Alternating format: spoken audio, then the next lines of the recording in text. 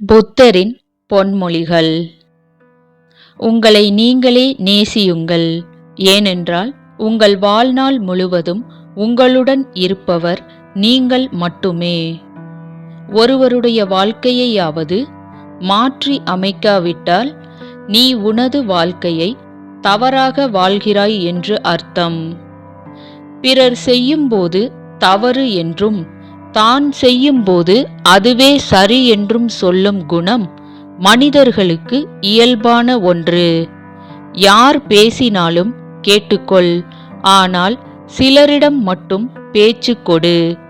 எவர் துயரங்களையும் கேட்டுக்கொள், ஆனால் அறிவுரை மட்டும் கூறிவிடாதே. யாரையும் எதிரியாக நினைக்காதே, இல்லாவிட்டால் உனக்கு நீயே துன்பத்தை தேடிக்கொள்வாய். உலகில் உள்ள தீமைகளை பற்றியே நாம் வருந்துகிறோம், ஆனால் நம் உள்ளத்தில் எழும் நச்சு எண்ணங்களை பற்றி சிறிதும் கவலை கொள்வதில்லை.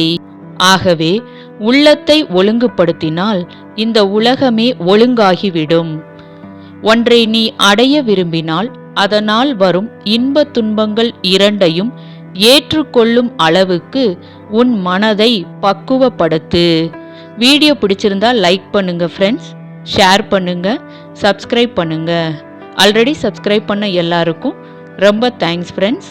புத்தரின் வார்த்தைகளுடன் இந்த நாள் இனிய நாளாக அமைய வாழ்த்துக்கள். நன்றி.